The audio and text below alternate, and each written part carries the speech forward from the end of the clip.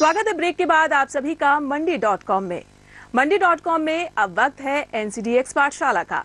NCDX पाठशाला में आज हमारे साथ जुड़ रहे हैं NEML के मनीष त्रिपाठी। मनीष समझा रहे हैं कि सरकारी खरीद में किसानों को शामिल होने के लिए क्या करना चाहिए।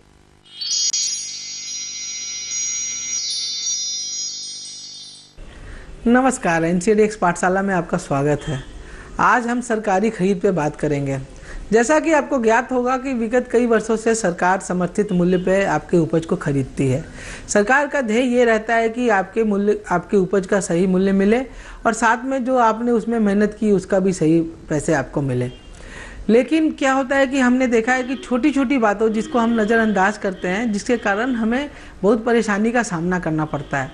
तो आज हम इसी बातों पे विस्तार पूर्वक चर्चा करेंगे, जिससे हमें ये पता चले कि अगर कैसे हम इन बातों का ध्यान रखें तो हम इसका सही फायदा उठा सकते हैं। सरकार दो तरीके से खरीदती है, एक तो किसान के थ्रू डायरेक्ट खरीदती है किसानों के थ्रू, या FPO के माध्यम से। FPO यानी कि फार्मर प्रोड्यूसर ऑर्गेनाइजेशन, जो किसानों का समूह है। तो अगर किसान FPO के थ्रू खरीदती है तो आपके लिए ये बहुत ही महत्वपूर्ण हो जाता है कि आप अपने आप को उसमें रजिस्टर करा लें। साथ में जैसे ही खरीदने का मौसम आता है तो आप ये पता लगा लें कि सरकार ने खरीदी केंद्र कहाँ स्थापित किया है। जैसे ही आप खरीदी केंद्र के बारे में आप जानें, आप वहाँ पे पता लगा लें कि वो कितनी दूर पे है कि आप अपने उपज को लेके सही समय पे आ पाए। साथ में आप देखें कि क्या सरकार ने कोई वहाँ नंबरिंग सिस्टम लगा रखा है। अगर नंबरिंग लगा रखा है, आप अपने आप को उसमें रजिस्टर करा लें और अपने नंबर के हिसाब से आएँ। अगर नंबरिंग नहीं लगा रखा है तो आप सामान्य लाइन में आके लग के अपना उपज दे लें। उसके अलावा आपको ये भी जानने की ज़रूरत है कि कौन कौन से कागजात हैं जिनका सरकार मांगती है, जिसके दम पे, जिसके आधार पे आप सरकार को अपना उपज दे सकते हैं। तो उसमें सबसे मुख्य महत्वपूर्ण है ID कार्ड। तो आप ID कार्ड, सरकार द्वारा मान्य प्राप्त कोई भी ID कार्ड, जैसे आधार कार्ड हुआ, ड्राइविंग लाइसेंस हुआ, वोटर ID कार्ड हुआ, या कोई भी अन्य कार्ड जो सरकार द्वारा मान्यता प्राप्त है, आप उसका प्रयोग कर सकते हैं। दूसरा है लैंड रिकॉर्ड की कॉपी।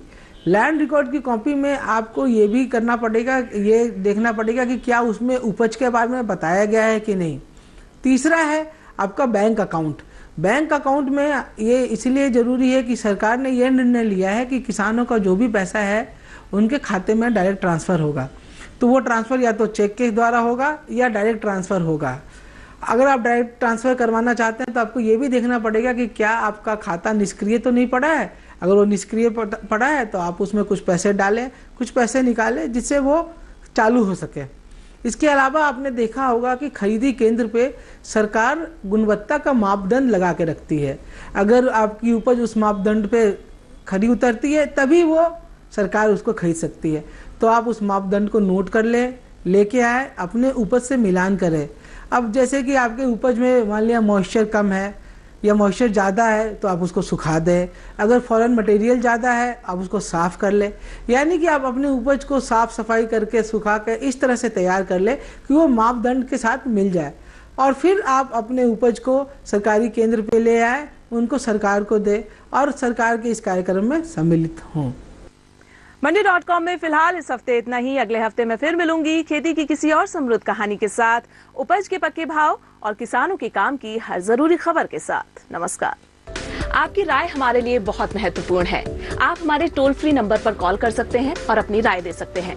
साथ ही आप ईमेल के जरिए भी हमें अपनी राय दे सकते हैं। हमारा ईमेल पता है ncdexmandi@gmail.com।